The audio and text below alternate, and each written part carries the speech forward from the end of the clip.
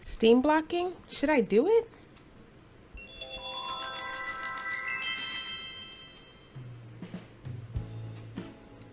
Hey y'all, so let's talk quickly about steam blocking and why it may or may not be necessary for your crochet projects. Steam blocking is basically the act of steaming your acrylic yarn so that it lays flat or it loosens your stitch. Now, sometimes if you're using a really thick acrylic yarn, steam blocking may or may not make any difference at all because it really does not have any memory because it doesn't have any wool in there. So if you find that you've made yourself some granny squares, which you see here, and some of them are a little bit tighter, you might want to try steam blocking to see if it will work. So basically what steam blocking will do is it will loosen up the stitch.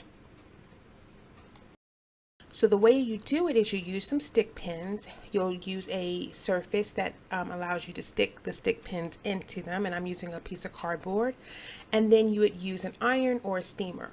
So the steamer that I have is by Mofir, and it is a portable steamer. It's a handheld steamer, and I found that this has worked great with some of my other crochet projects because, like, if you checked out my last video, I did a beach cover up, and it was with an acrylic yarn, and around the edges where I did the single crochet stitch, it kind of rolled up. So the steamer was really nice in order for me to help get that to lie flat. Now, you really want to follow the instructions on your package. Some yarn companies do not recommend steam blocking at all because if their fabric is machine washable, you can just wash it and then kind of lie it flat, and that will also serve the purpose of steam blocking. So, but if you're doing something like a granny square blanket, it might be perfect for that because you can really, get your project completed. So here I'm showing you on my Mofir steamer is the fill line. So you're just going to fill that up with distilled water. And usually you want to use distilled water in your steamer, even in your iron, just because regular tap water oftentimes has mineral deposits and things in there. And then over time it can have an impact on the use. The overall quality use of your steamer or your iron. So you just fill that up with water, and once it begins to boil, as you can see there, it will begin to produce steam, and then you can carry on with steam blocking your acrylic yarn.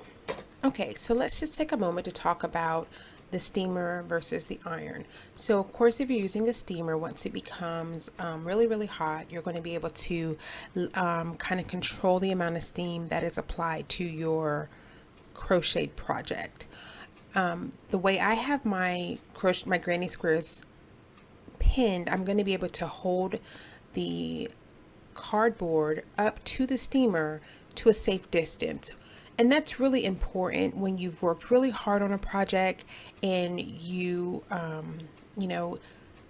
get the iron too close, you could kill your fabric. And basically what that means is your fabric will become shiny. It could really compress the fibers, which will allow the project to kind of lose some of that detailing that you work so hard on. So although a iron on the steam setting is absolutely an option, I found that the steamer works a little bit better. So when you're going to do your steam blocking, you want to make sure that you have some straight pins. Now, if you can get rust-free pins, that's all the better, because that way, especially if you're working with a white or a lighter color fabric yarn, then the pins won't have the potential to rust into your color. So that's an option. And here I'm just showing you a couple of ways to do it. Either you can just face it straight on, or you can kind of lean it to the side. But in any case, you just want to get that steam right over about 1 inch away from your crocheted fabric so that it can create that steam, which is going to allow your stitches to loosen up. So I hope that kind of is clear from the video. Okay, so pretty much to steam or not to steam, it's really going to be a preference thing. I found it useful, like I say, when I was in some cases, it's just an extra step in others. But if you are going to do it, then maybe using a steamer would be a better option for you. And if you have any questions about the process, please be sure to leave that in the comment section down below.